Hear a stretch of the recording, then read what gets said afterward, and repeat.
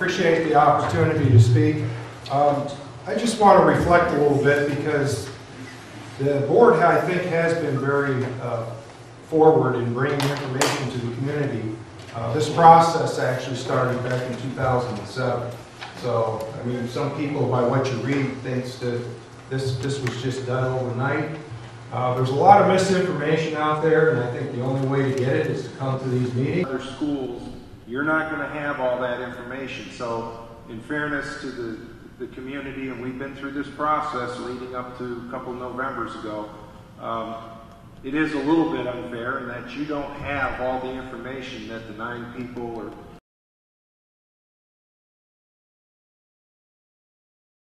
since I've probably been involved with this process as long as anybody.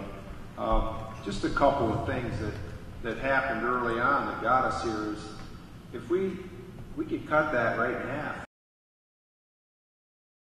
Process, we had the option of renovate versus building new, and we missed a step.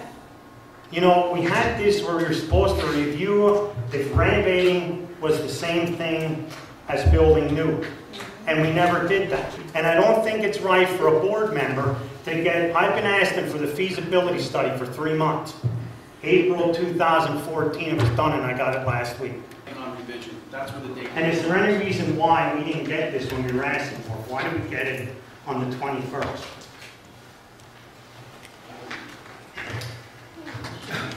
When would you ask for the revision? Okay, do I have a motion to adjourn this meeting? What we're looking at is just discussion. I mean, if you're going to ask me questions about, you know, our taxes going to go up and this type of thing, I don't have that information right here in front of me. We'll work through that part of it later, because it doesn't matter, because it's going to cost money no matter what we do.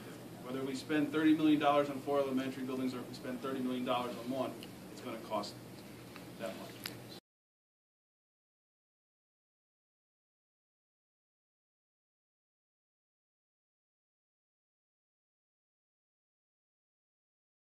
Schools that were built in 54 and 60, and we're cutting corners in those buildings. You know, raising the taxes a $500,000 on things that we've already taxed the people for. I guarantee you, as sure as I'm sitting here, 1.4 million, that's our debt coming off, times 20 years, that's $28 million. Go in debt, you know, or refinance a home to buy another home or do anything like that. You need to get out of debt somewhere. We have to do something with the buildings.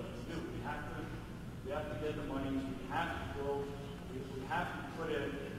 We've been trying to do things for years, and you get to the point where we don't use it, somebody else is going to use it. Hold on to your butts. Saying the board asked you to get this proposal? No, the board by their last workshop meeting said they'd like more information. And also gone around and talked to the PTOs here. Okay, but they didn't. They authorized a long time ago just to fix the schools that they had. Right, but this is another option if they want to have more. But this came about because the architect wanted to do something. No, I had nothing to do with the architect. Who asked the architect to design this? The architect didn't really design anything. This is just from us talking and seeing about the opportunities and things. But the pod picture that came from E&I. Oh, that was, yeah, that was. That's E&I. But who authorized them to spend the money to go design that, or There even? was no money spent. They have drawings. They're going to make it later. Yes. Okay, so who asked them to make that? Nobody? Who asked them to make the design of a pod? Well, they would have an example of one, yeah. But who asked them? It's a file. I know, but you guys had, you said, hey, I want to see what a pod looks like.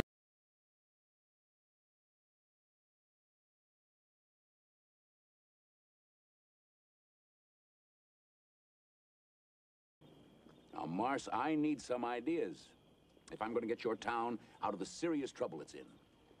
River City ain't in any trouble. We're going to have to create some